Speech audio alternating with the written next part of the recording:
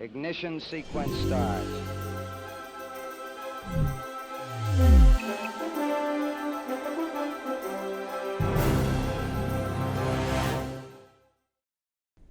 Good morning and welcome to this view inside the International Space Station Flight Control Room at NASA's Johnson Space Center in Houston. This is where there's always a team of specialists on duty, watching how the station's systems are doing and working with the 7-person crew to move through their daily tasks and get ready for the days to come. Commander Sergei Ryzhikov and his American, Russian, and Japanese crewmates have spent this week, as usual, working on science operations and station maintenance. But this week they've also been getting everything in order for the first of a new series of spacewalks, which is scheduled to kick off next week. Houston Station on Space to Ground. Welcome to Space to Ground. I'm Sandra Jones. This week, preparations are underway for upcoming spacewalks. NASA astronauts Michael Hopkins and Victor Glover, who arrived to the space station aboard the SpaceX Crew Dragon Resilience in November, are set to venture outside the space station's hatch on January 27th. During the spacewalk, the duo will finish installing the Bartolomeo science platform. Bartolomeo is attached to the Columbus module on the station and serves as a hosting platform for external research payloads.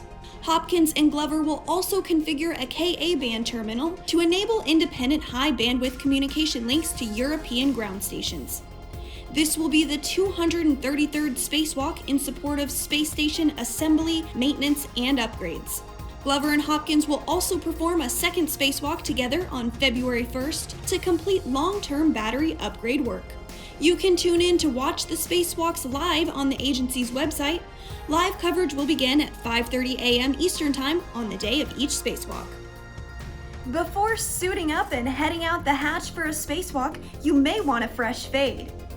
NASA astronaut Victor Glover welcomed fellow NASA crewmate Michael Hopkins to the Space Barbershop for a haircut last week. The special space clippers have a vacuum hose attached to the end to suck up the hair as it is cut. In the microgravity environment of space, the hair would just float around the station and would be quite messy otherwise. Now the duo is ready to spacewalk. And that's Space to Ground for this week. Thanks for watching. We'll see you next week.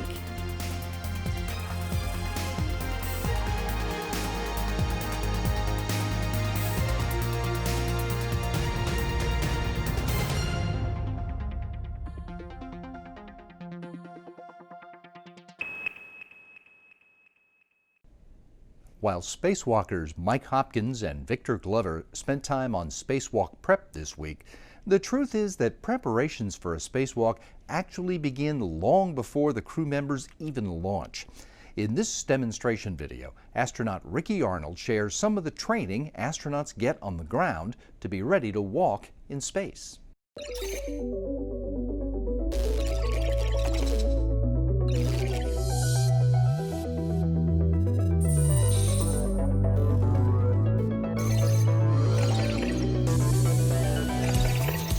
Welcome to the Quest airlock on the International Space Station. I'm Ricky Arnold, Expedition 56 flight engineer from NASA. Today we're going to talk about one of my favorite topics, extravehicular activity, or EVA. Going out on an EVA or a spacewalk has been one of the most amazing experiences of my life. But it's also one of the most complicated and dangerous things we do during human spaceflight. There's a lot of equipment to prepare and maintain, and we do months of training to make each EVA a success. If you think it sounds complicated, you should see all of it in action. Let's start with training and how we get ready for a spacewalk. Space is an extreme environment that presents many hazards. If we're going to go outside the safety of the ISS, we have to be prepared. That's why EVAs are designed with safety as the utmost priority. We astronauts spend a lot of time in the classroom, just like you are now, learning about the hardware we'll be using and the specific parts of the space station we'll be working on. Then we get to go spend a lot of time training in NASA's giant pool, called the Neutral Buoyancy Lab, or NBL. Since it's impossible to simulate microgravity on Earth, the next best option is water, 6.2 million gallons of it. The NBL is 40 feet deep, 202 feet in length, and 102 feet in width. A lot of room to have a full-scale working model of the ISS, which we need for practicing our EVA maneuvers and assigned tasks. We get suited up and weighted so that we're neutrally buoyant in the water, so we don't sink to the bottom and we don't float to the surface. It's a great way to simulate the microgravity we'll be experiencing.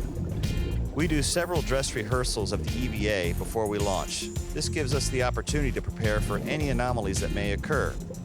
We spend at least 5 hours practicing the MBL for every 1 hour planned for the spacewalk, so we are very well prepared to execute the EVAs once we are in orbit. Once we are up in orbit, the EVA preparation continues. First, we must perform a pre-breathe protocol to displace the nitrogen in our tissues and help prevent a condition called decompression sickness. During pre-breathe, we breathe 100% pure oxygen and do some light exercise to help purge the nitrogen from our bodies. During pre-breathe, we will also don our extravehicular mobility unit, or EMU. This is a fancy name for a spacesuit. The spacesuit is basically its own spacecraft, shaped like a human. There is usually a red stripe on the leg of one astronaut, but not the other, so the ground can tell who is who. To ensure our safety at all times, we are always aware of our safety tethers and where we are in relation to our spacewalking buddy. Hey, buddy. There's a fellow crew member called the IV, the intervehicular crew, on the inside of the airlock, watching and communicating with us as the EVA progresses. We are also prepared for several contingencies should they occur. First, we are trained on the use of a jetpack that can be used to maneuver in the event of an emergency rescue. It's called a SAFER, or Simplified Aid for EVA Rescue. The view during an EVA is magnificent. It's beautiful out there. It's also extremely dangerous, but our months of preparation and all of those dedicated people working on the ground, working around the clock, ensure we are safe as possible when we work outside the ISS. EVAs have allowed us to build and maintain the ISS, repair mission-critical hardware, investigate malfunctions, install new hardware, and the view, unbelievable. See you next time.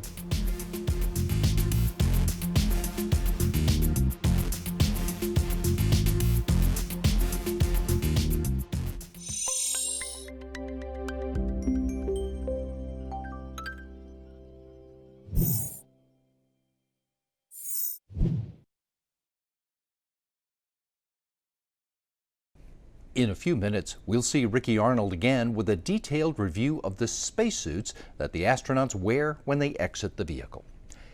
Here on Earth, we've all learned a lot lately about tracking the transmission of disease. Microbes live everywhere. And that's why scientists at NASA's Johnson Space Center constantly monitor the bacteria and fungi on the International Space Station. Now they're using DNA sequencing to identify the microbes in orbit without having to return samples to Earth for testing. And that's an important step to keep crews and the places they visit safe on future deep space missions.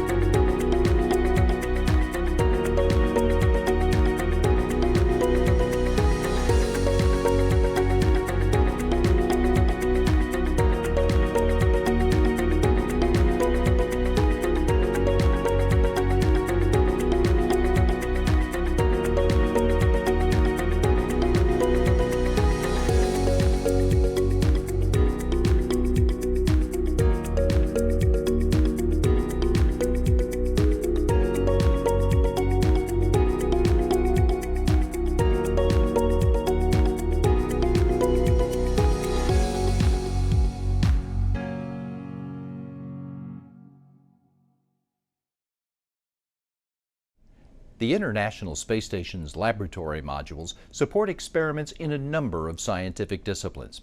For example, the Flame Design Investigation is looking into the quantity of soot produced under different burning conditions. Now, that could generate data that leads to the creation of new burners that are both more efficient and less polluting.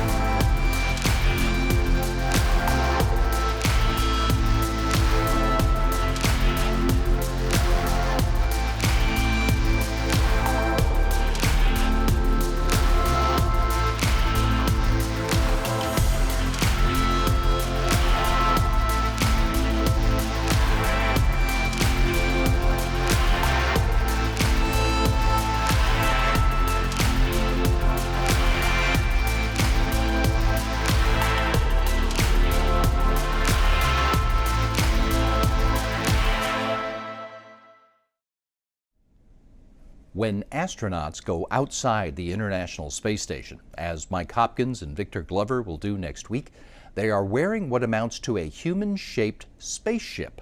In this demonstration video, astronaut Ricky Arnold gives us a tour of the critical parts of the spacesuit that keeps astronauts safe as they work in the harsh environment of space.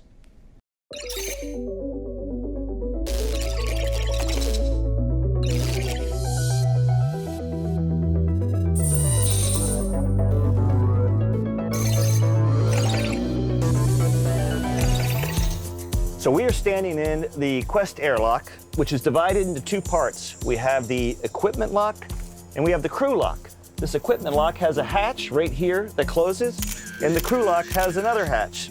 The EMU, or the Extravehicular Mobility Unit, is our spacesuit, and it's divided roughly into two parts. We have the hard upper torso, which is almost like a turtle shell. It's a hard fiberglass shell, and then we also have the lower torso assembly.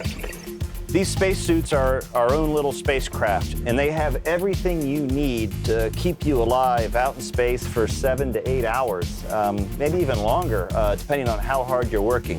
The only thing that they do not have, and they have radios, it has oxygen, it has carbon dioxide scrubbing, it has temperature control, it has everything you need except for one thing, a restroom. And so when we get ready for our EVA, the first thing we put on in the morning is a diaper, and that's our first layer. Then over the diaper we put on a pair of long johns, and that's to keep our arms and legs from getting scraped up. It also provides a little bit of wicking in case you're getting really hot and sweaty. The next layer is our liquid cooling garment, and the LCVG has little tubes running through it which allow water to circulate inside the LCVG to provide cooling when we're outside working really hard. So we've got the diaper, we got long johns, we got the LCVG, and then we're going to wear our spacesuit. 7 layers from the bladder on the inside, which maintains pressure, and that's a rubberized bladder, all the way out to the white layer on the outside. The crew member inside the spacesuit is also wearing this, what we call a Snoopy cap. It's a communications cap. We have a radio, so we can talk to not only to Houston, but we can talk to people on the space station and to each other. So we wear this communication cap inside the helmet. Also another key component of the EMU, or a spacesuit, is the helmet. You can see the helmet has a gold visor, which protects us from the rays of the sun that we can bring down. It's pretty bright out there, and this gold visor helps reflect the rays of the sun so we can actually see and operate in daylight. At nighttime, we can raise this visor up, gives us a clearer view, and additionally we have helmet lights built into the helmet. On top of the helmet, we also have a television camera, so the ground is able to watch us while we work through these TV cameras. The work is really all done with hands, and so our gloves are really our most important piece of equipment in order for us to work outside. And one of the real challenges of a spacewalk is you have this heavy gloved hand, which is inflated. So it wants to stay like it's blown up like a balloon. but we walk by grabbing onto handrails and making our way along the ISS. So every time you move your hand, you're fighting against a balloon that wants to inflate. And then on top of that, all of our equipment is based on using your hands too. So after 6.5, 7 hours of kind of fighting against this glove, it's a really long day, and your hands are probably the thing that are most exhausted after 7 hours out on an EVA. Well, we're going out to work. You probably saw me move this mini workstation. The way we carry our tools is on a mini workstation, which is carried on the front. Every single tool we use is tethered to us. We do not want to accidentally create satellites. Our primary way of remaining attached to the ISS, if we're not using our hands, are these waist tethers. And you can see they just have a big hook. They go around a rail or anything else on the ISS and latch on, and it actually has a locking mechanism as well to hold us nice and tight. So we always want to have one of these attached if we're not holding on with our hands as well. The back of the EMU has our life support system. The life support system contains all the equipment we need, from a UHF radio down to the oxygen tanks that provide primary oxygen. One of the challenges inside this sealed environment, it's very easy to carry our own oxygen with us, but we generate a lot of carbon dioxide, particularly when we're out there working very hard. So to combat that, to deal with that, we have these canisters called Medox canisters, which are just silver oxide. They are carried in the backpack along with a very large battery, which provides all the electricity for us. I don't have a battery here to show you today because we're in the process of charging them. We're about a month out from doing a spacewalk, and we've already started getting ready for that. So this Medox canister is able to remove about 7 to 8 hours of carbon dioxide that a human can generate inside the spacesuit. EVAs have allowed us to build and maintain the ISS, repair mission-critical hardware, investigate malfunctions, install new hardware, and the view, unbelievable. See you next time.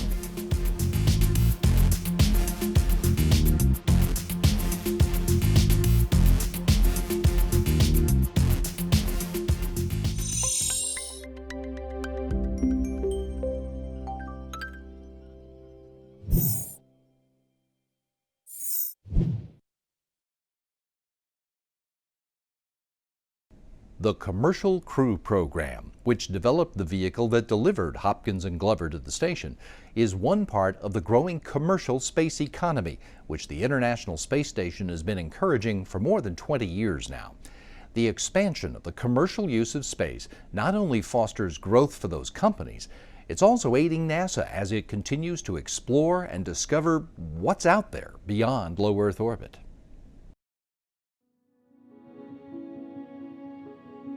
Those striving to develop their products and conduct research beyond Earth's atmosphere are seeing their visions come to life through the International Space Station National Lab and partnerships with NASA. NASA, in turn, is gaining new resources to aid in its mission of exploration and discovery. Thanks to these partnerships, the world is benefiting from the ingenuity of those who are taking their ideas to gravity's edge.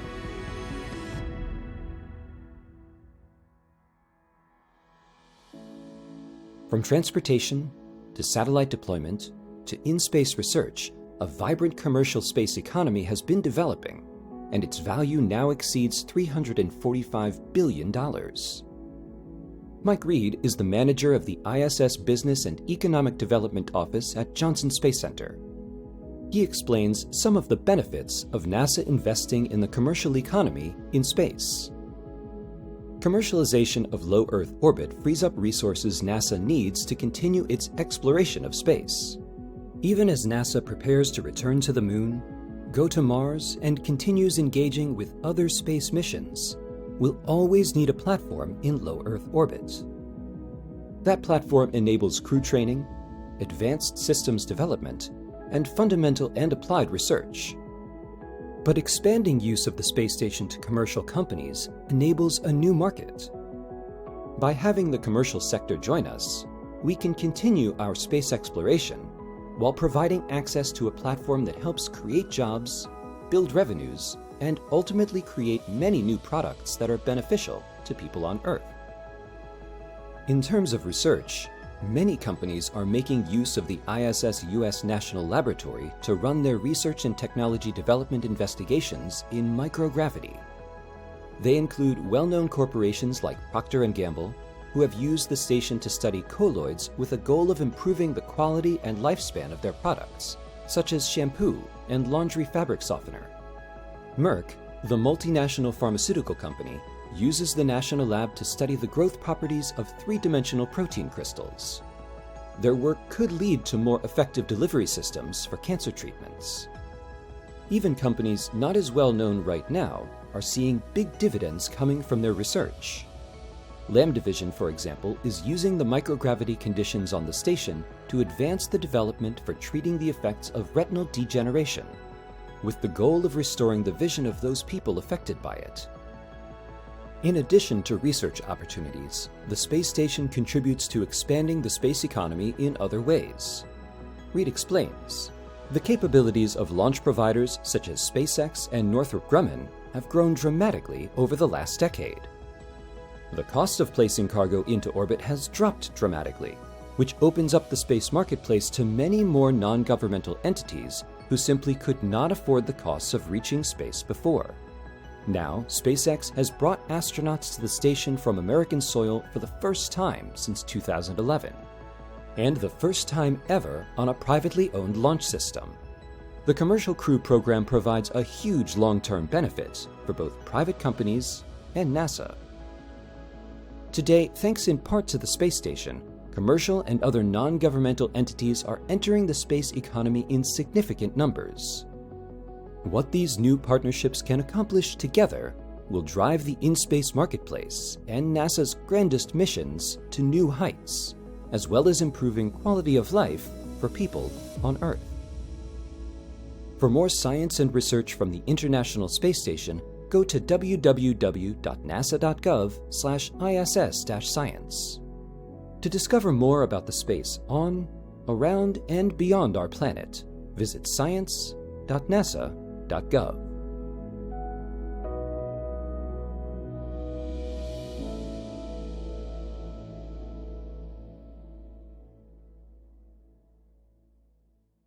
The astronauts who will complete the journeys of the Artemis program will start each of those missions with an opportunity that most human beings don't get, to see the planet Earth from above.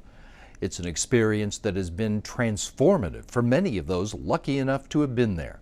Canadian astronaut David St. Jacques had his first wide-angle view of Earth in December 2018, but he remembers it like it was yesterday.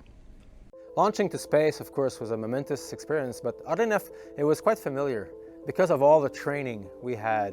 So those 10 minutes in the capsule riding the Soyuz rocket, there was the vibration, the pressure, the acceleration, the pressure in your seat. But after those 8 minutes of busy time and hyper awareness, if you want, of our environment, is when I had my first view of the Earth from space.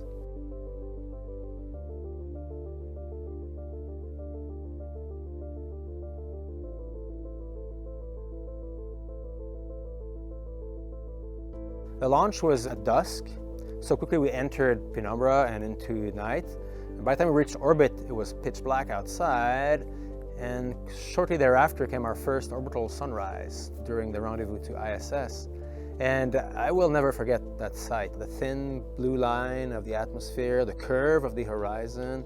That's when it became real, really at a gut level. I'm actually in space. We are on orbit. This is not a sim. Because your mind tends to go the reassuring route of pretending it's just a game. But no, that this is reality. We are in space, in orbit. And that view, that sunrise, I'll never forget that. Through the crummy little side window of the Soyuz, still it's amazing. It's like burned in my memory.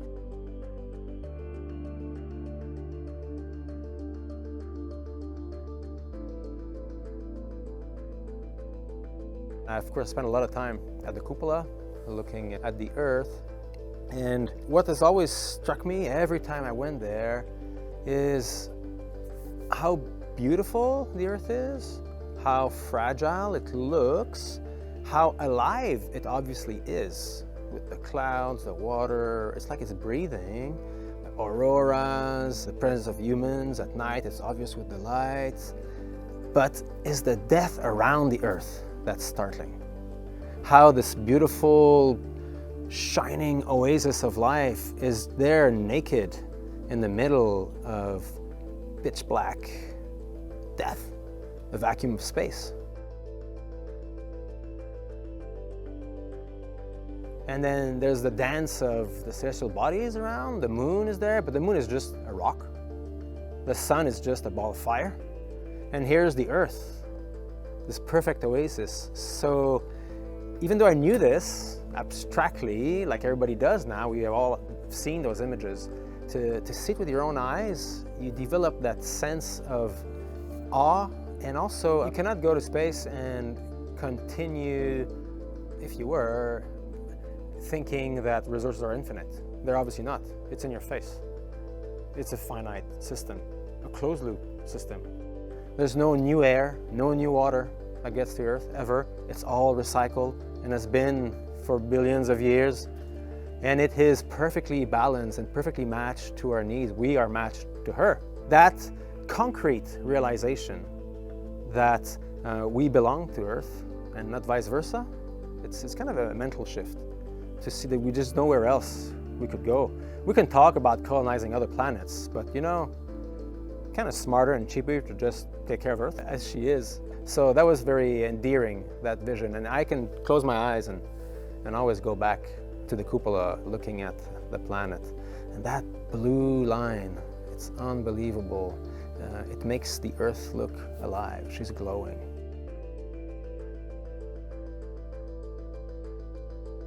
Well, the little bubble we live in is tiny. And that was very, in a way, sobering perspective to get.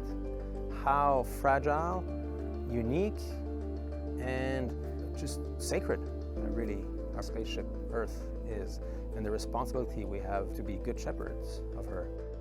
It is the home of billions of humans and billions of other species, completely autonomous in the vacuum of space. It's just a miracle. You want to protect her because it is our only spacecraft. The whole of us, we're all astronauts living in the deadly vacuum of space, kept alive by this beautiful, perfect machine.